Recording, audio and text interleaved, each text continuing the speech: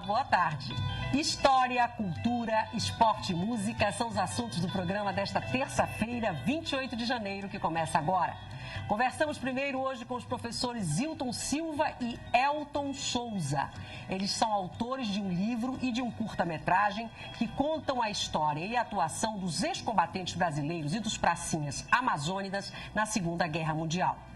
Em seguida, o assunto é o aniversário, hoje também é um dos assuntos, o aniversário de 15 anos dos Palhaços Trovadores. O grupo realiza uma temporada de espetáculos que fica em cartaz até o dia 2 de fevereiro. Pioneiro na arte do clown em Belém, o grupo Palhaços Trovadores caminha entre a tradição do palhaço e dos folguedos populares. Quem vai bater um papo com a gente, porque eles vão entrar só no primeiro intervalo, são os integrantes dos Palhaços Trovadores, Marcelo Vilela e Rosana Coral.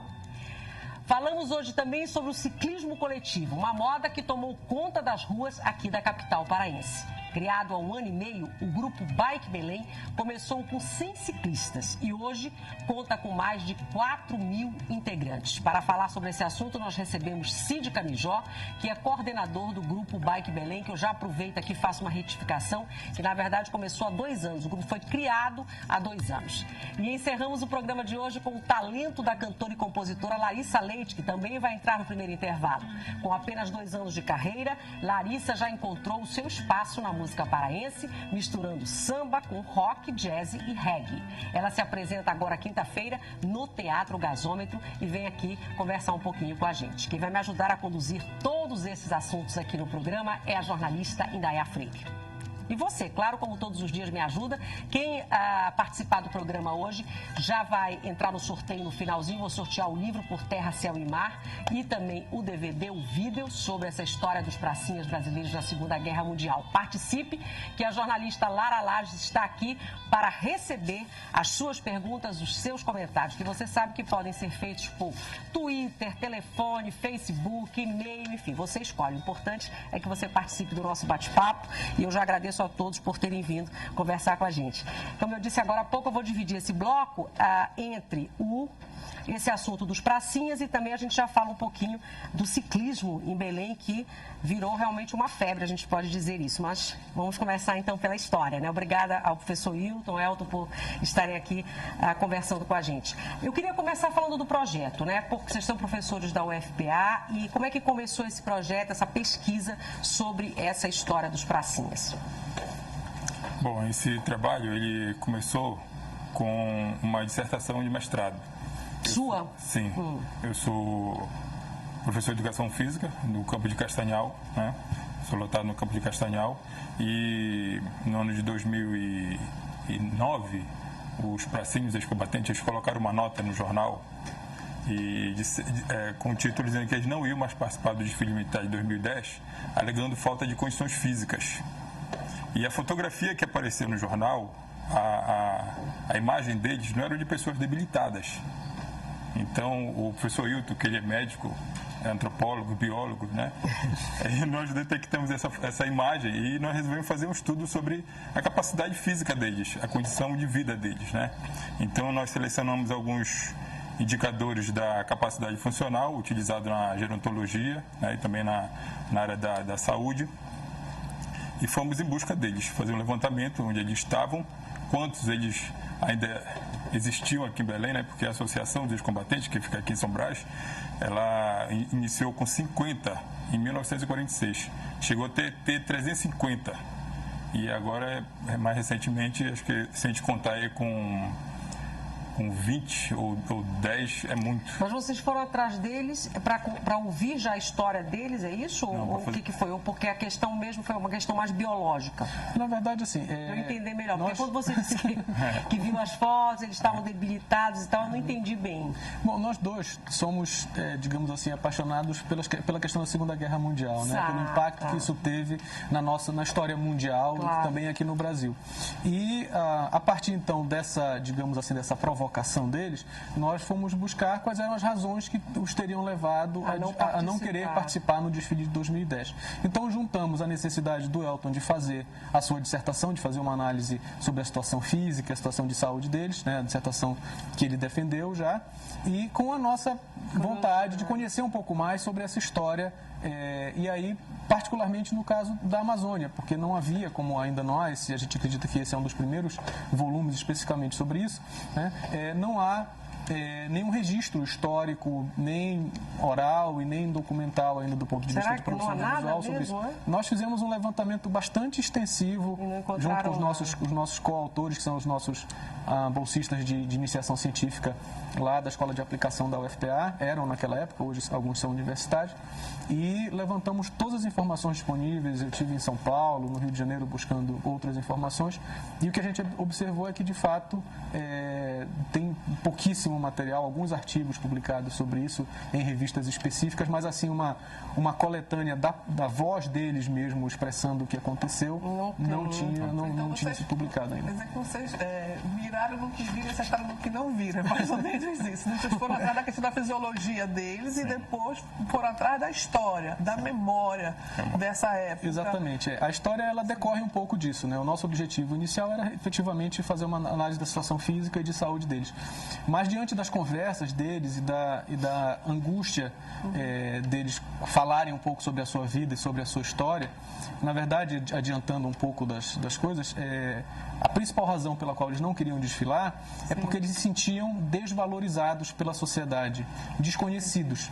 Então, aí a gente achou que não podia deixar isso passar simplesmente com o nosso trabalho, que era necessário dar uma resposta para eles no sentido do que eles queriam, que era um reconhecimento da sociedade sobre a sua atuação. O esforço que eles empreenderam para ir para lá, sem treinamento, aquela coisa que a gente sabe um pouco, né? Foram para lá, foram jogados no fogo, né? Na verdade, sem saber muito bem o que iam fazer e nem o que estavam esperando, né? Pois é, e como a maior parte dos contingentes da região do Brasil foram do Sul e do Sudeste,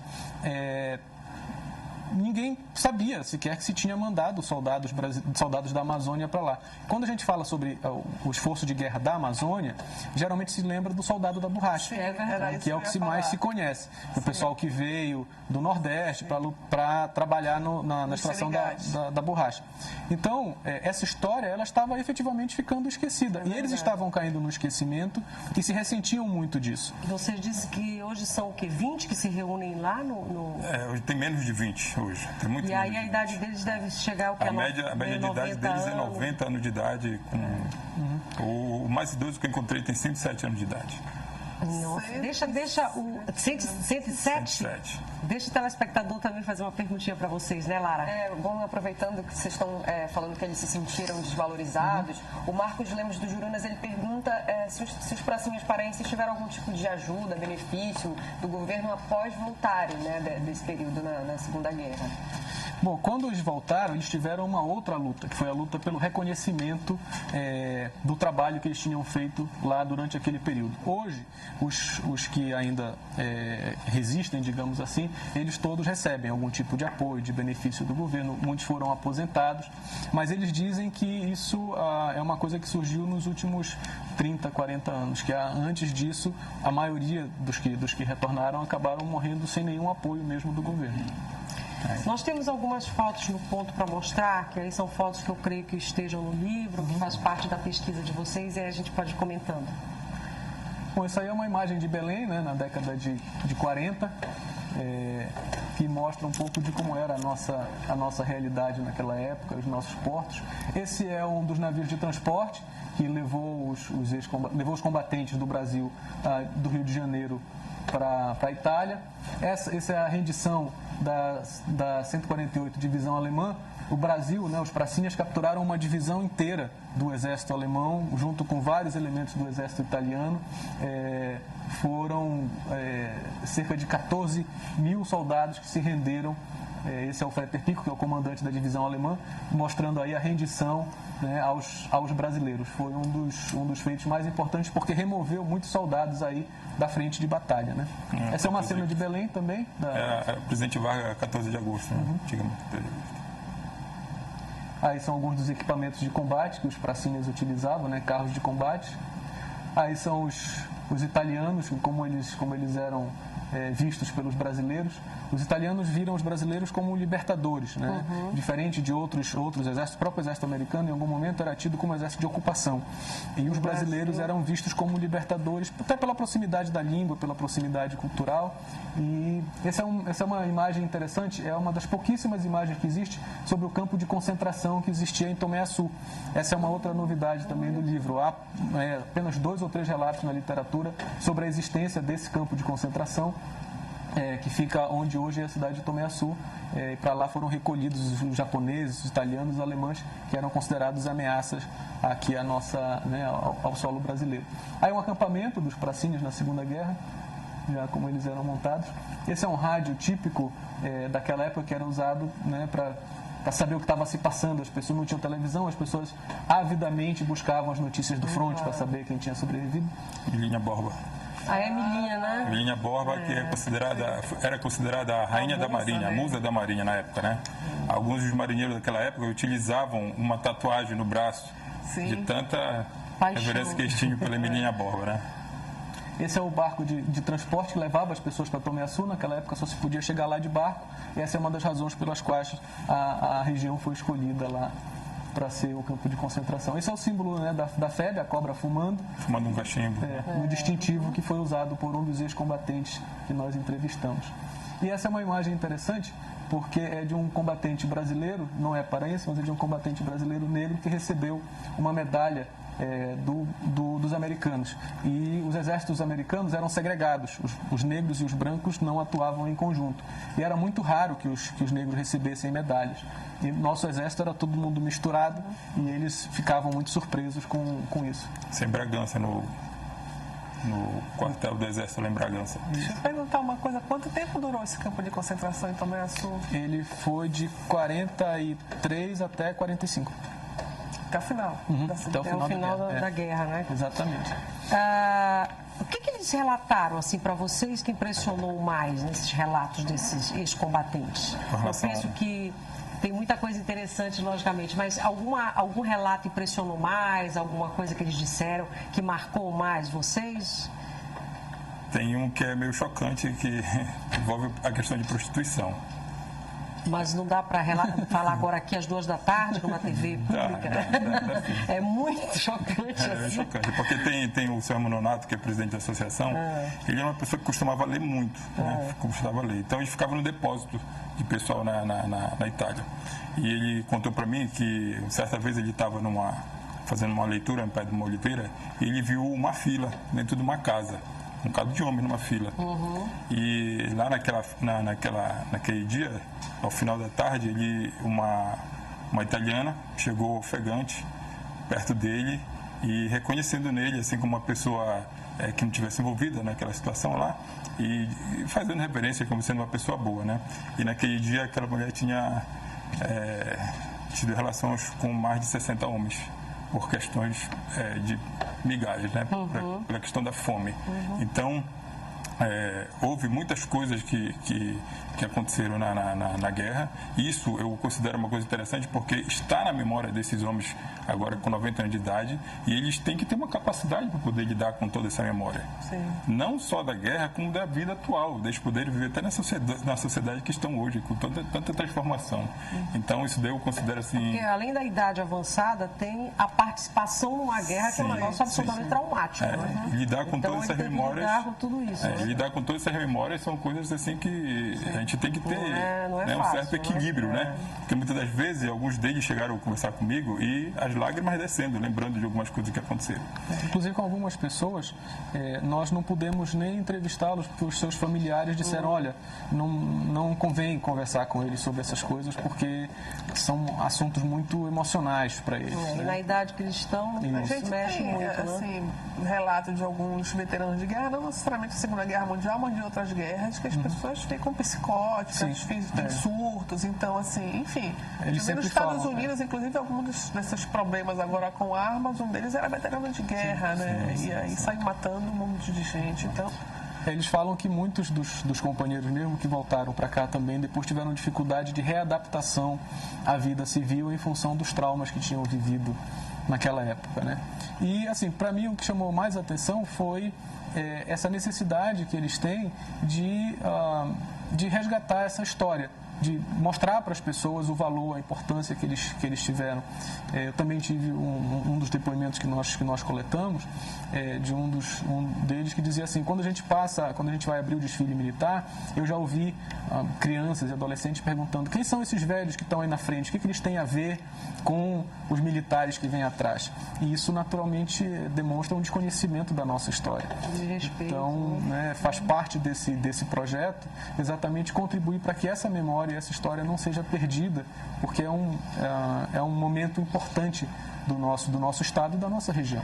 Me parece, não sei se eu estou falando uma besteira, mas a percepção que eu tenho é que eu acho que essa participação brasileira na Segunda Guerra, a nossa aqui também junto disso, é meio esquecida, né? Foi meio esquecida. De um modo geral, a participação do Brasil, a gente não tem muito relato disso. Não sei se é uma percepção minha, não se fala tanto disso, né? Acho que eles se sentem meio, assim, deixados de lado, sim, né? Sim. Excluídos, assim, justamente essa questão, porque eles são pessoas que estão perdendo prestígio. E são pessoas que tiveram uma participação importantíssima na vida ali, política pontualmente, naquele momento, houve um reconhecimento e tal, mas aí, ao longo do tempo, parece que a coisa foi principalmente porque o povo italiano reconhece eles como pessoas que são tidos como salvadores. E quando chegaram no Brasil, eles simplesmente, a febre foi desmobilizada e depois eles foram esquecidos. Hoje em dia, eles sobrevivem de algumas associações de ex-combatentes no Brasil que ainda mantém alguns contatos entre, por exemplo, o Eixo Rio, São Paulo, né, o Sul-Sudeste, ainda tem uma boa memória deles. Eles viajam, muitas vezes vão para a Itália, mas assim, para o norte, praticamente eu estou dizendo que a minha percepção é que no Brasil inteiro já não é tão assim, esse reconhecimento já não é tão forte, tão grande, e aqui, então, mais ainda, acabou diluído aí no tempo, né? Bom, eu não sou historiador. Por isso que é importante eu não sou historiador, mas eu acho que nós temos uma história conturbada em relação aos militares em geral. Né? Eles foram lutar pela liberdade e pela democracia do mundo e voltaram para uma ditadura do governo Vargas. Então, eles foram imediatamente desmobilizados no retorno. E depois nós passamos por governos que não necessariamente reconheciam essa participação e então a nossa relação com os militares é sempre uma relação conturbada. Depois e a gente teve a outra ditadura, né? Que aí também tem um outro foco que não é esse, né? Então também aí eu acho que há uma desmobilização e talvez um esvaziamento do assunto como deveria ter sido estudado. Mas você tem razão, tem pouca coisa ainda relativamente produzida de informação. São só paraenses ou tem de outras regiões daqui do norte? Esses que vocês conheceram, que vocês entrevistaram, ou assim, onde vocês chegaram a pesquisa de vocês? Foi só paraense ou tem outros? A maioria dos entrevistados são paraenses. E as outras pessoas que participam, tanto do livro quanto do documentário, são pessoas que ou serviram aqui durante o período da guerra ou já estão morando aqui há muito tempo, desde esse período, logo em seguida, e que também viveram esse período durante ou pós a guerra. Sim. E aí tem também a história interessante, a propósito do campo de concentração, que é a história do seu Hajime Yamada, que ele veio para o Brasil da cidade, ele nasceu em Hiroshima e veio para o Brasil quando era pequeno e depois foi internado aqui no campo de concentração lá em Tomé Açu, e o vídeo e também o livro falam um pouco da história dele, que é também uma história muito pouco conhecida, né, que é essa história do campo de concentração aqui na região. Deixa eu mostrar o livro, para a gente ter uma pergunta mais do telespectador e vai encerrar. Esse é o livro e esse é o vídeo, né, que é um documentário. Sim. É isso? E vocês vão lançar amanhã na Fox, ali na Doutor Moraes, às 6 da tarde. Exatamente. Né? Convidamos todos os ouvintes, nossos telespectadores aí a participar do lançamento. E nós sorteamos aqui também hoje o livro e o DVD, que eu agradeço muito vocês terem trazido, viu? É um projeto, né? Na verdade, vocês estão da UFPA, que é importante, com certeza, por todas essas razões que nós dissemos aqui. O livro e o projeto como um todo, o apoio é da UFPA, tem mais algum apoio, alguma outra parceria que vocês queiram destacar, ou basicamente é isso? Querem agradecer ou não? Eu particularmente quero agradecer a colaboração de todos os pacientes ex-combatentes. Primeiro, primeiramente a eles, porque são memórias que ainda estão vivas aí, que podem, alguns deles ainda estão disponíveis a poder falar um pouco mais. E eles se alimentam desse prestígio. Claro. Eu tenho expectativa que ele chegue a uma vida centenária. No Pará já existem aproximadamente, segundo o IBGE 2010, existem 900 pessoas com 100 anos de idade. A gente só não sabe como é que estão vivendo, a qualidade de vida dessas pessoas. E esses pracinhas, eles têm uma qualidade de vida que, comparado com outros países desenvolvidos, uma qualidade de vida semelhante, uma qualidade de vida muito boa, porque eles souberam aproveitar as oportunidades que apareceram na vida deles, né? E esse prestígio que eles podem ter de ter um documentário desse, que os familiares podem ver a história deles sendo contada, se perpetualizando, né? Então, isso daí é uma coisa que eu agradeço a participação deles para a gente ter essa memória, né? Mas eles têm uma qualidade de vida, só rapidinho para eu entender também, porque quando, quando eles dizem que eles não queriam desfilar e tal, é porque se sentiu desprestigiado. Fundamentalmente. Mas qualidade de vida no sentido de estarem bem, com saúde, vivendo uma vida boa, pela longevidade deles, a gente entende que seja assim, mas é isso mesmo. Em linhas gerais é isso. Os que conseguiram sobreviver têm uma capacidade, né, de relacionamento com o ambiente, com a família. Tal, né? E fisicamente ativos também. Fisicamente bem, né? Fisicamente ativos. Eles vão estar amanhã no lançamento? Sim, com certeza deve ter pelo menos alguns deles irão, né, amanhã. Nós fazemos questão de sempre estar com eles, porque no final esse trabalho, assim, é para eles. Esse trabalho é para resgatar essa ideia e essa memória deles. Para a gente encerrar mesmo, de verdade, uma última pergunta ao espectador. Isso, Fabrício Amador, ele pergunta como vocês acham que ficaram os jogos durante a Segunda Guerra? Não sei se tem muito a ver com o trabalho de vocês, mas essa pergunta do Fabrício Amador. Jogos Olímpicos durante a Segunda Guerra. Mas eu não sei se foi esse o foco do trabalho de vocês. Também vocês não são historiadores. Não, nós não somos historiadores. A nossa perspectiva é mais antropológica, né? Uma anedota que tem no livro aí é que durante esse período, né, um dos vencedores do Campeonato Paraense foi o Paysandu. Né? Então, enfim, esses acidentes acontecem, né? Mas eu queria, só para finalizar, agradecer, né, a Sol Informática e a Fox, que nos têm apoiado nessa iniciativa, e a editora Pacatatu, do Armando Alves, que sem ele não seria possível fazer essa produção do livro. E eles são nossos parceiros e têm sido parceiros dos projetos da UFPA em geral. Então, a gente não pode deixar de agradecer eles também. Tá, agradeço a vocês dois, viu, por terem vindo. Parabéns pelo trabalho. E a gente continua agora direto nesse bloco, sem intervalo, batendo um papo sobre ciclismo. Aí esse ciclismo praticado nas ruas de Belém, que tem aumentado muito o número desses ciclistas na cidade. E há 2 anos foi criado o Grupo Bike Belém. O Cid Camijó, que está aqui conosco, é o coordenador do grupo e vai bater um papinho com a gente sobre isso. Para você ter uma ideia, quando começou o grupo eram umas 100 pessoas, né? 100 ciclistas mais ou menos. Hoje vocês têm por volta de 4 mil, é isso?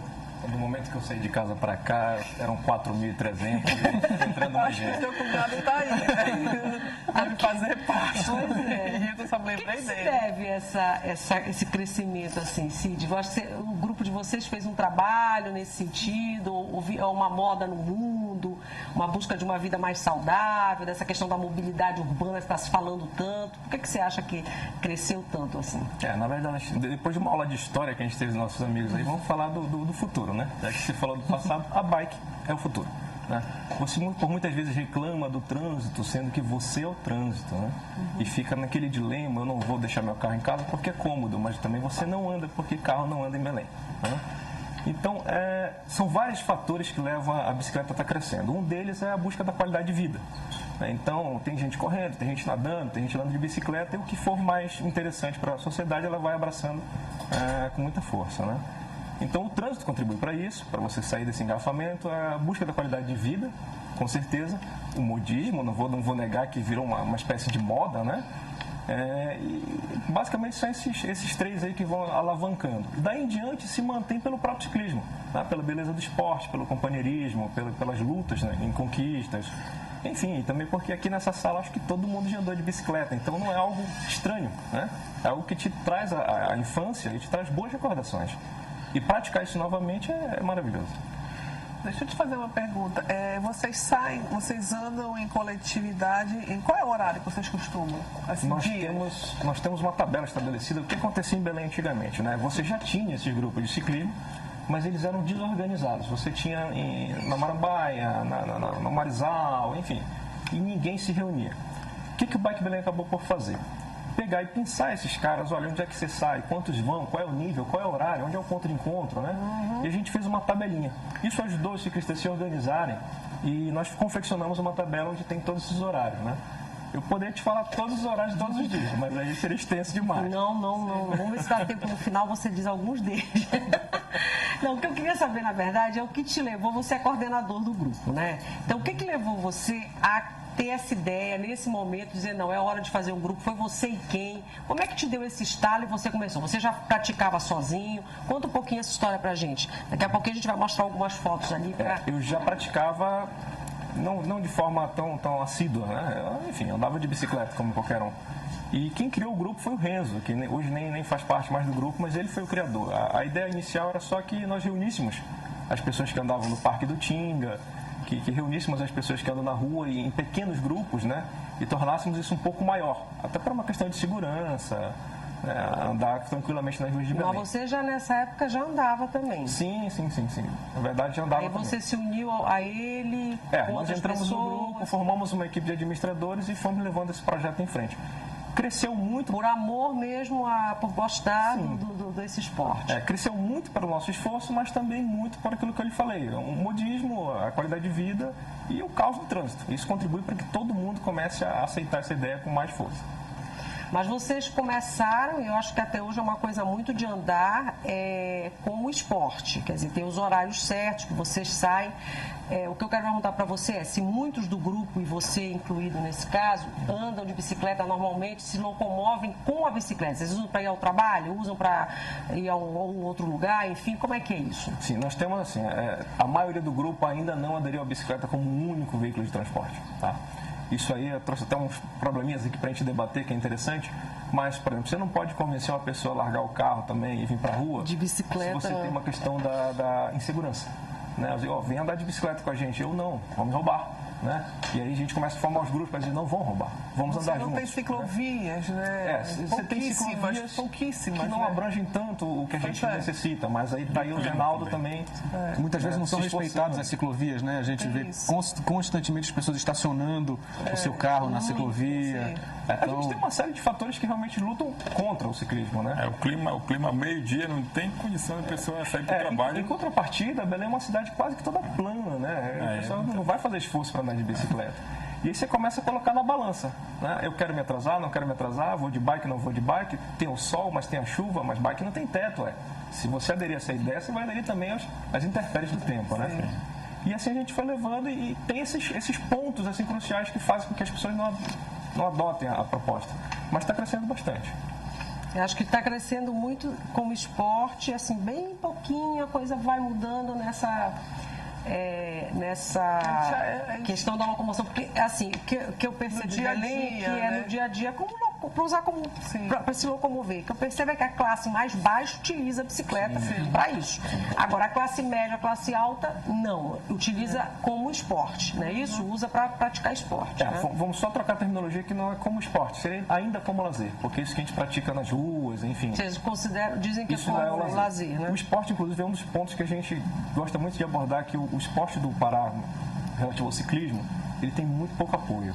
E a gente tem, assim, caras que poderiam nos representar em Tour de France tranquilamente. O que eu digo esporte que sai e encara isso como uma forma de fazer exercício. Sim, é isso que eu estou dizendo. Aí, com certeza, uma atividade física. Ponto, é isso que eu quis dizer. Não adere à ciclomobilidade como um todo. A gente está mostrando mais fotos, ainda eu acho que quer fazer uma pergunta. Aí é um passeio de vocês, é isso? Isso aí é na Alçaviária, é um balneário chamado Balneário da Bica, que fica no quilômetro 33. Então, normalmente, quando nós vamos zerar a Alçaviária, percorrer ela todinha, nós paramos aí para tomar um banho. Isso aí é um pedal noturno que nós fizemos para a Alçaviária. Parece loucura, mas não é. Conseguimos. Isso é o nosso grupo da Benevides, pela parte da noite, mostrando também que é possível vocês passarem nas estradas sem problema algum. Quanto tempo do centro, mais ou menos, Alçaviária de bicicleta à noite? Quanto tempo foi esse percurso de vocês aí? Olha, nós conseguimos zerar a Alçaviária saindo da Doca em 3 horas e 40. Mas num ritmo bem acelerado. Só ida, né? Só ida. Entendi. Então você está com aí já é numa praia. Aí é uma manifestação do trocamento. Ali essa antes foi numa praia, né? Aí é em Cotijuba. Nós fazemos alguns passeios para fora também, né? Aí já foi a manifestação de vocês, agora do entroncamento, né? Que nós juntamos com o pessoal do Bicicletada e fomos aí pleitar nossos direitos. Isso é da manifestação da Mundurucus, pelas ciclovias da Mundurucus, que estavam interditadas. Um passeio que nós fizemos a Mosqueiro, também uma trilha. Aí a famosa Alça Viária, uma das pontes que testa a resistência de qualquer um. A Baetetuba, fomos pedalando até a Baetetuba, esse é um balneário aqui lá próximo. Isso é praticamente final de semana, né? A Baetetuba, a Alça Viária. Esses destinos, né, mais distantes a gente pratica normalmente no final de semana, até pelo tempo que demanda, né?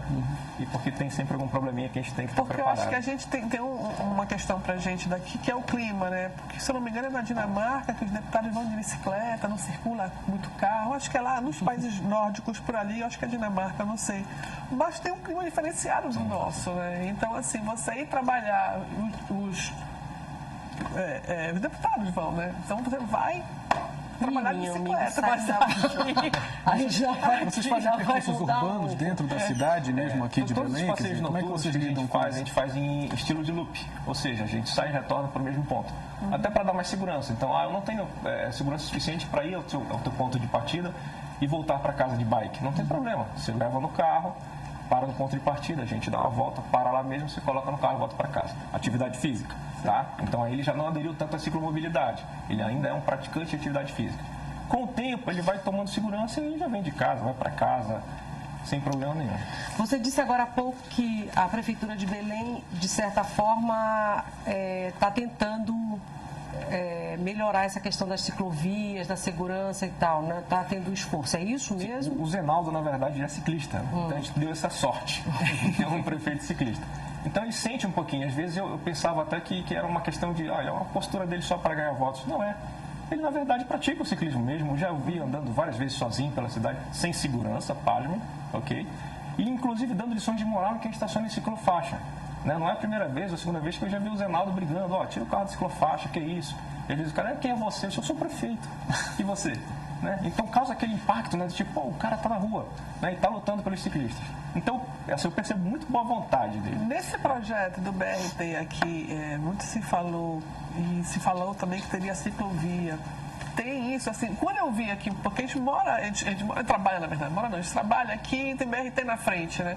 Então a felicidade do ciclista foi BRT, na verdade, né? A gente vê, assim, uma legião de ciclistas. A superintendente Maísa Tobias esteve até aqui no CICIS, já falando só de BRT e explicou o que vão fazer ainda em termos de ciclovia. Ela explicou é a felicidade dos ciclistas. É a maior ciclovia de Belém do Pará. Mas aí vai acabar aqui, aí vão passar os homens. Aí realmente aí você vê a quantidade realmente de bicicleta circulando pela cidade. É impressionante. A gente atravessa o Mirante Barroso e você vê de manhã cedo, às vezes, você vê assim. Porque são muitos grupos, né? Na verdade, de manhã você tem muitos trabalhadores. Mas eu digo de grupos assim parecidos com o seu, semelhantes ao Grupo Bike Belém. Tem algum outro grande? Tem, né? Na verdade, o que aconteceu com o Bike Belém em si, né? Como todo mundo começou a aderir ao Bike Belém, o que aconteceu com os grupos menores? Eles começaram a agregar também. Então a gente funciona como uma espécie de pensei que fosse o contrário, o Bike Belém foi se repartindo em facções, não? Não, na verdade, o que aconteceu? Os outros foram incorporados. Houveram grupos por afinidade, desculpa, né? Então, eu gosto de andar com fulano e tal, vamos fazer o grupo, tal, vamos. Vocês deixam de fazer parte do Bike Belém? Não. São integrantes do Bike Belém que tem um grupo afim que pedalam juntos também. Uma questão de afinidade. Eu tenho uma pergunta para fazer para você. Desde quando existe o Bike Belém? Ele tem 2 anos, então 2 anos, né? Em 2000. Eu já pedalei, já fiz um pedal mais trash que pode existir, assim, que eu considero. Eu pedalei de Porto Trombetas até Terra Santa, no interior do estado do Pará. Foram 100 quilômetros por dentro da floresta. Inclusive, me deparei com um animal feroz lá, umas onças lá pelo meio do caminho lá. Mas, assim, eu fiquei sabendo, eu queria que você me confirmasse, que o homenzinho Gabriel saiu daqui de Belém e foi até Bahia. Você tem conhecimento sobre isso? Se ele fez isso, os ciclistas não sabem disso. Pois é, eu vi esse comentário por aí, porque será que foi mesmo verdade? Homenzinho Gabriel, estamos aguardando a sua resposta. Manifeste. A gente tem 4 perguntas do telespectador, estou com o tempo já meio esgotado para você responder bem rapidinho, tá? Okay. Lara, vamos lá. Então, vamos lá. O João Lobato da Cremação, acho que tu já respondeste um pouquinho disso, mas ele quer saber qual a tua posição em relação às pessoas que desrespeitam as ciclofaixas. Tu já falou. Eu vou fazer logo uma outra que é parecida. O Ednei Paiva, pelo Facebook, ele pergunta pra gente qual o maior empecilho para quem deseja optar pelo transporte de bicicleta em Belém, se é a falta de educação no trânsito ou a falta de segurança pública. Vamos começar por essas duas. Tá, falta de educação no trânsito, a primeira resposta já foi concluída, né? Então vamos para a do Ednei. A falta de educação no trânsito é um problema muito grave, né? Acredito que todos nós aqui somos condutores e na autoescola ninguém aqui soube desse bicho chamado bicicleta, né? Como conviver com ele, quais são as leis que abraçam esse cara, né? E ela está no CTB, então a bicicleta é um veículo preconizado no Código de Trânsito Brasileiro. Mas aqui no Belém ainda há muito, não há um respeito, né? Não há, com então relação é interessantíssimo que a conscientização do motorista, né, ocorra desde a autoescola. E quem me dera que eu conheça desde a sua escola, né? Para aprender a realmente... E aí, se não há essa educação, também não há muita segurança para vocês. Fatalmente ocorre isso. Tá? A gente bate muito nessa questão, ciclovia, ciclofaixa, ciclovia, ciclofaixa. Eu não sou trem, eu não tenho que andar em trilhos. Tá? Eu posso compartilhar ruas. Então, eu posso estar andando tranquilamente na Gentil e você tem que me respeitar, você tem que passar a 1,5 metro. Desde também de que vocês cumpram isso é outra as normas, existe né? Porque isso também... Pera um pouquinho, gente, que eu estou com o tempo hiper esgotado. O que eu quero dizer é que os ciclistas também têm que ficar atentos às normas de trânsito, respeitar a sinalização e tudo, é um né? veículo, claro. E ele também recebe a que a gente também tem que pensar nisso. Não, porque a segurança não é só isso, a segurança também é assalto, né? Eu acho que também sim, fala mas disso a gente vai também, falar né? de um modo geral, né? O Márcio Araújo, do Bengui, além de mandar um abraço para todos que pedalam, ele pergunta quais são os pontos mais críticos onde vocês pedalam e se a polícia dá algum tipo de apoio para vocês. E o Raimundo Pinto, do bairro de Nazaré, pergunta como faz para ingressar no grupo. Pronto. Pontos críticos e como faz para ingressar. Pontos críticos, eu queria muito te pontuar quais são os pontos críticos, mas não existem. Belém toda em si ela é perigosa. Eu moro na Cidade Velha e 3 amigos meus foram assaltados só no sábado. Né? Aí você diz, mas não é o Ica Guajará, não é o Bengui? Não, ninguém foi assaltado lá. Foi assaltado na Cidade Velha. Então, Belém como um todo está meio que perigosa, tá? Até porque são bikes caras, as pessoas conhecem o valor das bicicletas e já escolhem um pouco... Então tem que ter um cuidado, né? E aí, para entrar no grupo, faz como? Compra uma bicicleta e vem pedalar. Mas aí não tem inscrição, não tem nada. Como é que as pessoas sabem como utilizar isso? Saber onde vocês se reúnem, tem um site, alguma coisa, como é que faz? facebook.com/groups/Bike Belém. Né? Então pode procurar o Bike Belém no Facebook que você acha. Ou você acha o perfil ou você acha o grupo. Um dos dois você vai achar. Tem policial que fica próximo ao grupo, ajuda de alguma forma, tem uma parceria rapidinho? Normalmente temos membros policiais, mas que alguns não podem andar armados. Então são primeiramente membros policiais.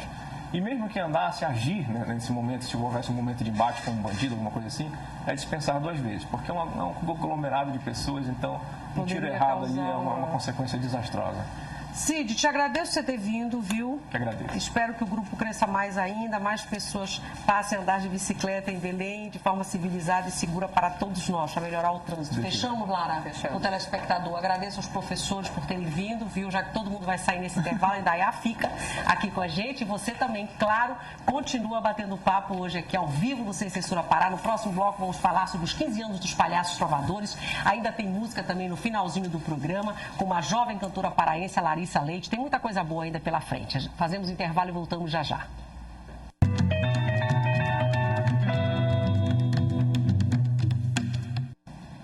Este é o nosso segundo bloco e esse bloco agora a gente dedica ao grupo Os Palhaços Trovadores. O grupo faz 15 anos, está de aniversário, tem um trabalho belíssimo aqui em Belém, que é um grupo de clown, de palhaços, que trabalha com essa arte. E para comemorar essa data, os 15 anos, está apresentando uma temporada aqui em Belém desde ontem até o dia 2 de fevereiro, com vários espetáculos. E o nome dessa temporada é 15 anos de graça. Que é muito apropriada, muito criativo, né, a ideia. E a gente recebe aqui, para conversar um pouquinho sobre isso, 2 integrantes do grupo, que é o Marcelo Vilela e a Rosana Coral, que eu tenho um prazer imenso, viu, de tê-los aqui para a gente bater um papinho sobre essa história. Primeiro, parabéns, né, por esses 15 anos e saber um pouquinho da história de vocês com o grupo. Quer dizer, vocês estão desde o início, lá com Marta, como é que é isso? Como é que começou? Vamos entender um pouquinho. Bom, eu entrei no grupo, o grupo tinha 4 meses. O grupo nasceu em novembro de 98, né? E eu fui convidada pelo diretor do grupo, Marton, que era meu professor na escola de teatro. Marton Maués. Marton Maués, isso. E entrei no grupo em março de 99, né? E, inclusive, eu nunca imaginei que eu fosse ser palhaça, porque eu entrei na escola de teatro para vencer uma timidez. E me deparei com Marton Maués, meu professor. e que estava nesse início montando os Palhaços Trovadores. E me chamou para assistir. Na realidade, ele me chamou para assistir ensaios, né? Não contava que eu fosse colocar o nariz um dia, o nariz vermelho. Você se empolgou lá, né? Muito tímida sempre, como até hoje. E entrei e fiquei. Estou até hoje, praticamente com 15 anos de graça. Isso do ator, né? E no caso de vocês, uma arte mais específica, as pessoas são tímidas e conseguem fazer essa, sei lá, uma transposição. Acho que o teatro tem essa força, né? E o nariz vermelho é um... sabe o espinafre, né? Do Popeye? Né? Ele come o espinafre e se transforma. Eu vejo assim o nariz. Para mim é assim. Coloca o nariz, é uma força, um poder. É muito legal, é muito interessante. Você também? Foi mais ou menos isso? Não, eu venho da fundação, desde a oficina. Porque o Marto, na realidade, ele foi para um encontro, ele foi fazer primeiro uma especialização em arte e educação, aproveitou e esticou para participar de um festival de teatro em Betim. Lá ele fez uma oficina de clown com uma das integrantes da Maria das Graças. De lá ele trouxe. Chegando aqui, ele convidou quem tinha contato, na época era o aluno dele também na escola de teatro, outras pessoas que tinham de outros grupos, nós montamos, participamos dessa oficina. Ele já contou essa história aqui para nós. Daí já veio esse processo, desde 98, a gente acabou se apaixonando, ele mais ainda, a partir desse processo, né, que foi com Sem Peconha no Treco nessa Saizeiro, que foi o primeiro. Daí ele começou a pesquisar mais, a gente participando, começamos a fazer parceria, oficina com outras pessoas. E foi aumentando o número de palhaços. Muitos grupos de palhaços que existem hoje em Belém vieram de oficinas, né? Saíram de lá de oficinas, participaram com a gente, alguns já participaram, saíram, criaram seus próprios grupos e vem desenvolvendo desses anos todinhos. A pesquisa dele é diária, né? Tanto que ele já fez o mestrado, o doutorado em cima dos palhaços trovadores. Por que é bom ser palhaço? Olha, é muito bom. Sabe de uma coisa? É bom por quê? Tem uma coisa assim, a gente está sempre feliz. Uma coisa do palhaço é essa alegria. E essa alegria chega a todo mundo. Tanto que a gente é amigo de todo mundo vem, abraça, conversa, ri, participa. E a gente se diverte muito, né? Não tem aquela coisa, certo, não. Como ela diz, colocou o nariz. Colocou o nariz. Te dá uma sensação, é tão gostoso. Dá uma leveza. É uma transformação. Eu acho que não tem muita amarra, é uma arte circense, né? Que não tem muito, assim, é um pouco do teatro tradicional, do cenário, do não sei o quê, que eventualmente pode ter, mas não tem esse compromisso de ter, e né? Tem uma outra também, coisa, né? que a gente tem muito medo de ser ridículo no dia a dia. Sim. A gente se veste assim, penteia o cabelo. O palhaço não tá aí, ele veste a roupa, é o cabelo pra cima, pode tudo. Não tem nunca problema pra ele. Ele nunca sabe fazer alguma coisa, ele sempre sabe fazer tudo, mas sempre do jeito dele. E isso vai aproximando as pessoas. A gente já teve experiências nessas, inclusive viagens que nós tivemos, de pessoas que vieram falar pra gente: há muitos anos eu não ria. Sentar e rir, me divertir. Uma vez um espetáculo estava a filha, a mãe e a avó. As 3 gerações rindo e se divertindo. Né? E ela falando assim: eu fui quando era pequena com a minha mãe e agora eu estou trazendo a minha filha. E as 3 se divertindo. Então a gente consegue passar isso também. E é muito bom, é muito gostoso. E assim, eu perguntei antes, né, da gente entrar. Gente, nós vamos caracterizados de palhaço. Aí perguntaram e depois disseram: não, eu digo, que pena, porque para mim seria mais fácil. Tá com o nariz vermelho, a maquiagem. Exato, para mim é muito mais fácil, eu te confesso, do que tá assim, com a cara limpa, né? Para dar entrevista também é melhor vestido a não caráter. É porque ele te dá essa liberdade. É porque hoje a gente está com mais convidados e aí seria interessante se vocês tivessem mais tempo para fazer um númerozinho e tal. Por isso que eu disse que era melhor ficar desse jeito. Porque depois todo mundo ia conseguir tirar de aqui. Aí depois ia se mais curto. Como é que eu ia... nós tínhamos que ser palhaços comportados, companheiro, por favor. Se comportar e eu poderia não conseguir. Aí ia ser difícil. A Lara quer fazer uma pergunta, só um instantinho, né? Na verdade, uma curiosidade minha. Eu queria saber como é que foi esse trabalho de vocês ao longo dos 15 anos, se vocês se concentraram mais em espetáculos, por exemplo, em teatro, ou se vocês ocuparam outros espaços. Olha, realmente, a gente começou, todo mundo que está, a maioria veio do teatro, então estava acostumado com a caixa preta. Mas a gente sabe que aqui em Belém é muito difícil, né? Conseguir uma pauta, a dificuldade, o valor, né? Às vezes a gente passa 4, 5, 6 meses ensaiando e passa no máximo 1 ou 2 finais de semana. Depois... E a gente optou de fazer na rua, trabalhar na rua, ter esse contato com o público. Tanto que hoje em dia a gente passa o ano inteiro trabalhando. Enquanto que alguns grupos de teatro, você só vê uma vez. Porque você não tem que esperar os Não tem que esperar, a gente vai em qualquer lugar. Nós apresentamos nossos espetáculos na rua, nas escolas, em salão paroquial das igrejas, nos teatros, em todos os lugares. Dá para apresenta em qualquer lugar e também no teatro. E também no teatro. Tem esse problema. Exatamente. Apresentando assim, do outro lado era um restaurante, alguma coisa assim, que tinha um... Você pode pessoar lá todos os lugares, até o que vocês menos imaginarem, a gente pode apresentar. Que bom. Vocês têm...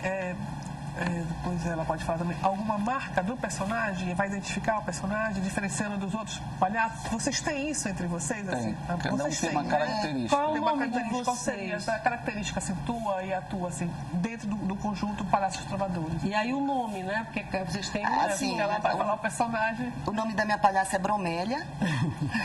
Uma flor. Criada pelo Marto, inclusive, quando ele viu o meu penteado que eu fiz e me achou parecido com uma bromélia, não sei. Penteado, uma Xuxa aqui, 2 aqui, cabelo preso. Ele me olhou e disse Bromélia. Eu gostei do nome e ficou Bromélia. Eu acho que a Bromélia tem uma marca já registrada que ela dá uma piscadinha. Sabe? Ela mexe muito, que eu não faço isso, lógico, né? A Rosana não faz isso nunca.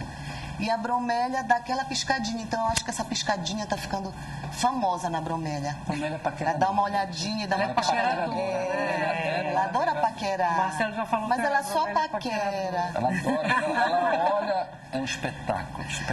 Essa é a fala dela, espetáculo, João. Essa é a frase dela, espetáculo. Né? Já o meu vinha de cello e acabou agregando bumbo.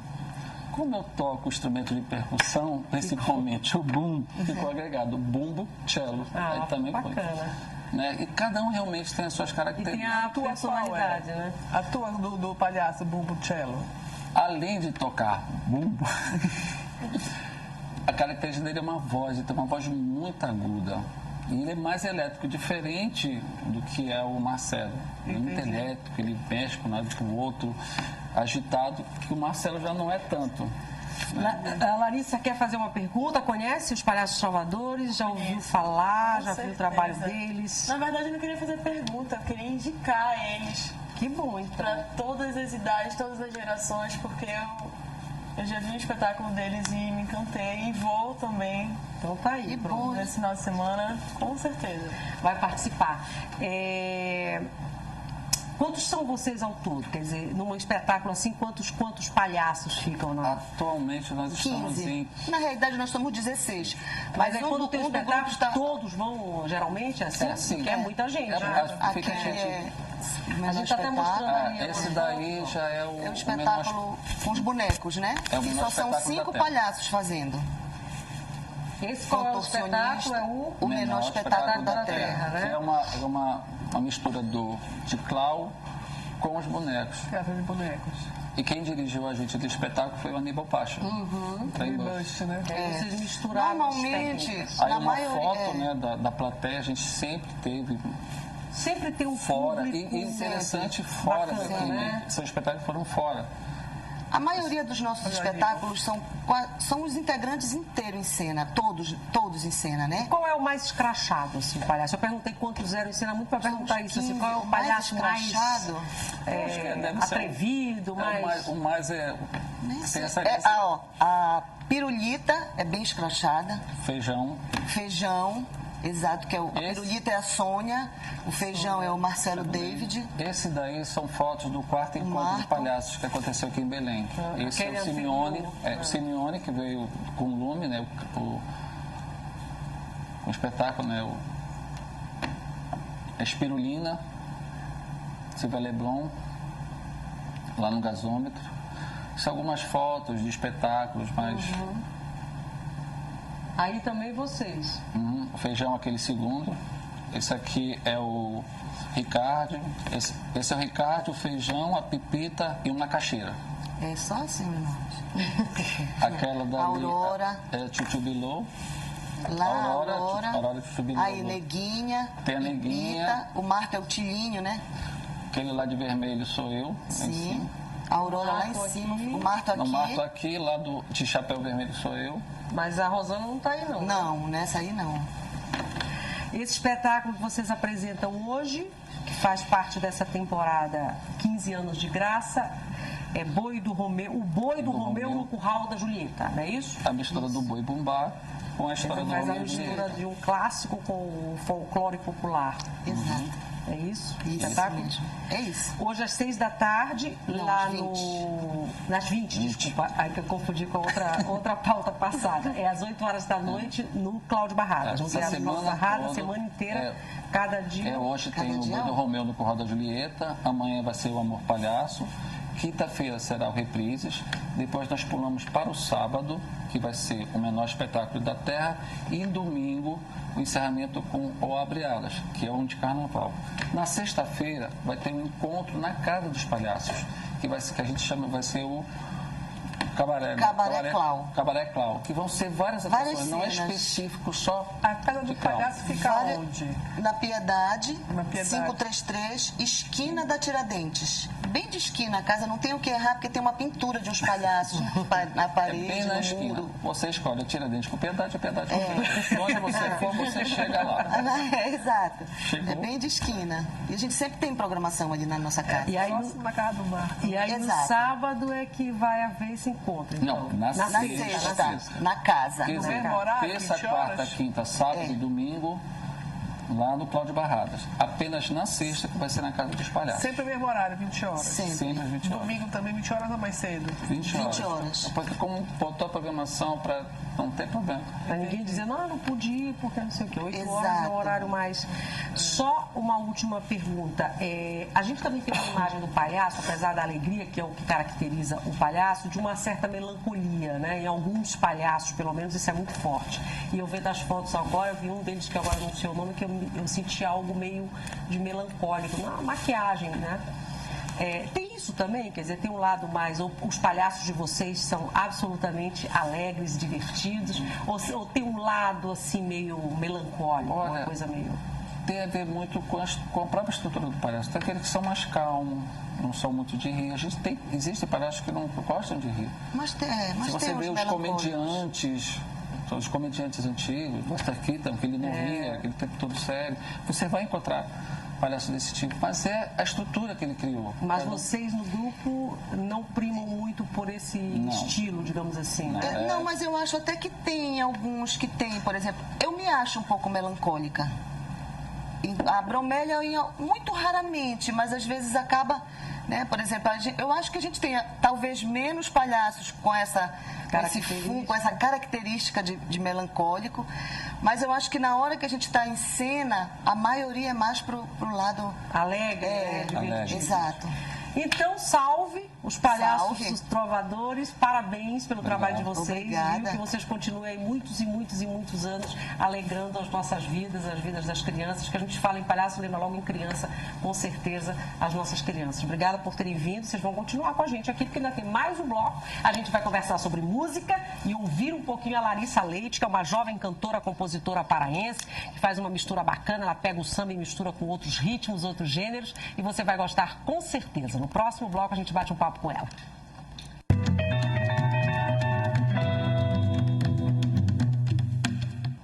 Batemos um papo agora para encerrar o programa, já no finalzinho dele, com a Larissa Leite, que é cantora, é compositora, é jovem, tem mais ou menos uns 2 anos de carreira, é paraense, mas já está aí com toda a força, ocupando o espaço dela na música paraense, na música brasileira, e veio aqui bater um papinho com a gente, porque nesta sexta-feira agora ela vai fazer um show às 8 horas da noite, na quinta, às 8 horas da noite, lá no Teatro Gasômetro. E a Larissa veio contar um pouquinho da história dela, que pra gente estava faltando você vir aqui, né? Com certeza. Eu vi uma vez aqui, só que foi só pra dar uma ajudinha.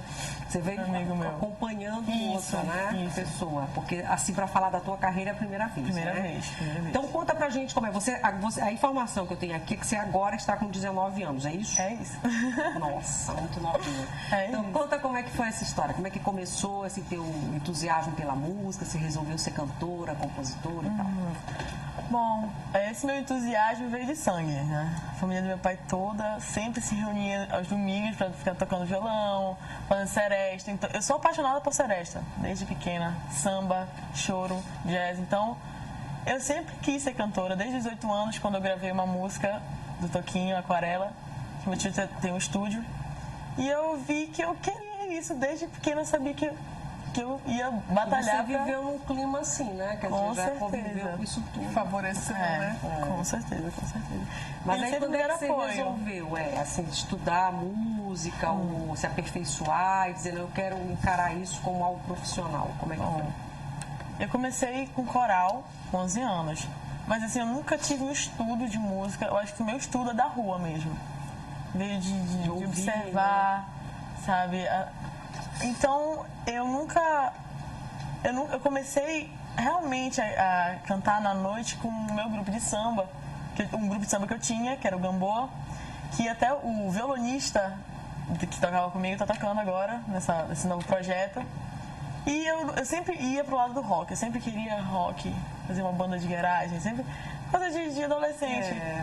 Aí, mas eu percebi que eu gosto de samba mesmo. Você gostava mais do samba. Esse samba vem dessa roda de samba da tua família ou tem outras influências? E que samba? Tu fala samba de raiz ou esse samba? Samba raiz. Samba raiz. Eu acho tão engraçado que tem uns amigos que tocam comigo e eles sempre disseram, Larissa, nem nós que gostamos tanto de samba, a gente não conhece esses sambas tão antigos que tu conhece. Eles se assustam porque eu tenho 19 anos, sou bem novinha, mas eu gosto daquele raiz mesmo. Noel Rosa pra trás. Dá pra cantar só um trechinho pra gente, assim, a capela de um samba desses que você antigos, que você gosta muito? Posso sim, com certeza. Só um trechinho pequeno? Do Nelson Cavaquinho. Eu sou apaixonada. Assim.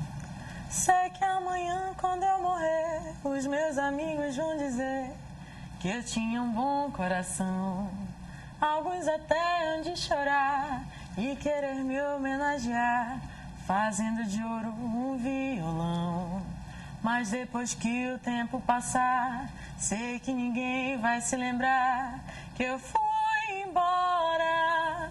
Por isso é que eu penso assim, se alguém quiser fazer por mim, que faça agora. Nossa, viu? Obrigada. É porque você tem um tom de voz bonito, falando mesmo, você tem um tom de voz diferenciado. Obrigada. É bonito. Tem pergunta lá? Na verdade, tem um recado aqui do Jorge Andrade. Ele diz, programa bom e tem a Larissa, uma cantora excelente. Parabéns. Jorge, que é poeta, né? Poeta. Que esteve aqui conosco também. Acho que foi em dezembro, mais ou menos, veio aqui com a gente. Manda um beijo pra ele, que eu sou fã dele. Você já tá mandando, com certeza. Beijo, já está mandando beijo pra ele. Nós também aqui do Sem Censura. E esse show que você vai fazer quinta-feira agora é Amazônia, não é isso? Por que esse nome? Quer dizer, está relacionado com o repertório do show? Como é que é? Assim, eu sempre gostei muito do ritmo, entendeu? Do Pará. O Pará tem um ritmo incrível.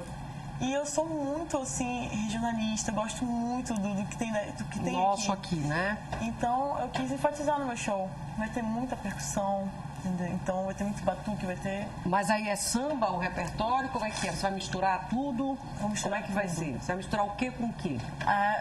Vai ter rock. Eu decidi realizar tudo. Tá rock, samba, rap, baião, com eletrônico, que eu gosto muito também. Eu tenho aquele olhar antigo, mas eu gosto muito também do que tá rolando agora.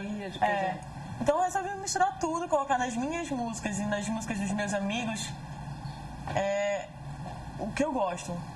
misturar mesmo os ritmos, eu acho super legal isso. Eu nunca tive aquela oportunidade de estar fazendo isso. Eu acho interessante porque tu abre, né? Abre para as possibilidades todas. E aí você vai recebendo e vai público variado também. Enfim, e aí também você se permite fazer várias releituras de alguns. Com certeza.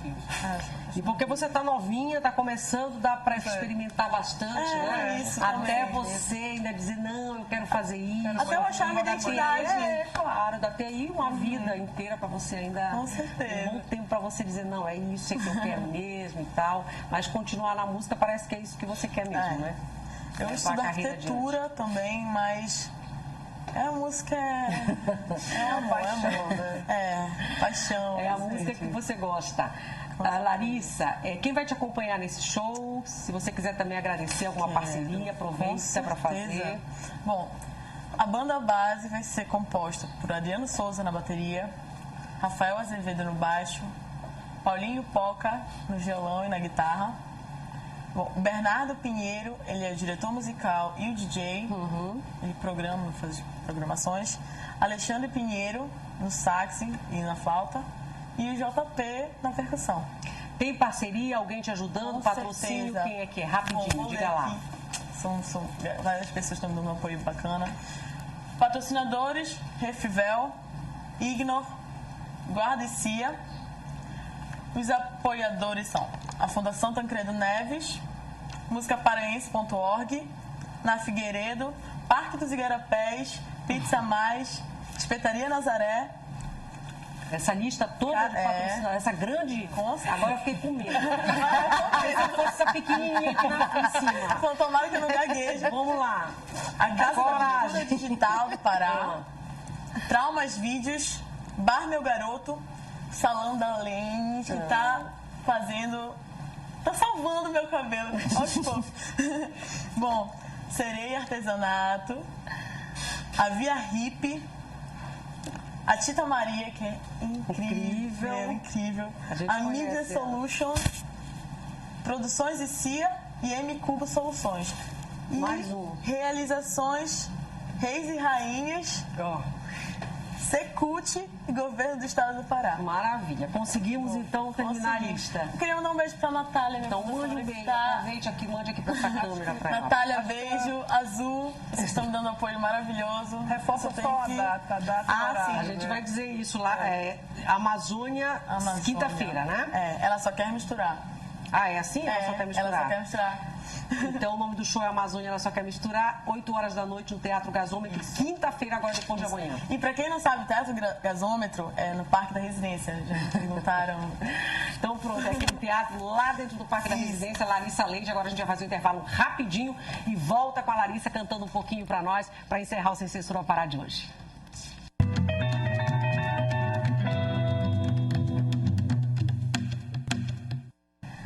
Mais um pouquinho de Sem Censura Pará para nós, para encerrar o programa. Primeiro, agradecer a todo mundo que participou hoje do nosso bate-papo. O pessoal dos Palhaços Trovadores que está aqui, a Indaiá, que também me ajudou, e a Lara, e a você também, fazer o sorteio, que eu vou sortear esse livro junto com esse DVD, que é Por Terra, Céu e Mar, que conta a história dos pracinhas da Amazônia na Segunda Guerra Mundial, dos ex-combatentes, que é um trabalho interessante de 2 professores da UFPA, que nós conversamos sobre isso aqui no programa. Vai para o Raimundo Pinto, do bairro de Nazaré, ganhou. E também vou sortear um par de ingressos para o show da Larissa Leite, que está aqui com a gente. Vai para o Márcio Araújo, do Bengui. A Larissa vai, inclusive, encerrar o programa para nós hoje, está aqui já esperando, junto com o Paulo Poca, que também estará com ela nesse show, que ela vai fazer agora quinta-feira, no Teatro Gasômetro, que fica ali no Parque da Residência, às 8 horas da noite. E a gente encerra o programa de presente para você, a linda voz da Larissa Leite, acompanhada pelo Paulinho Poca. Um grande beijo, amanhã a gente continua conversando. Até lá!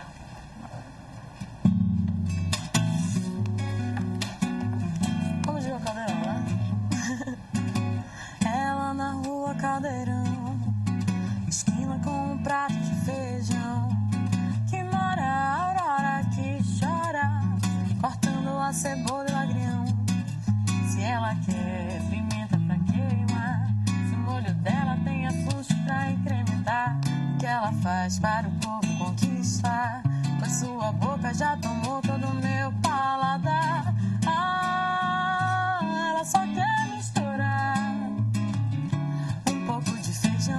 paixão e cerveja pra engrossar.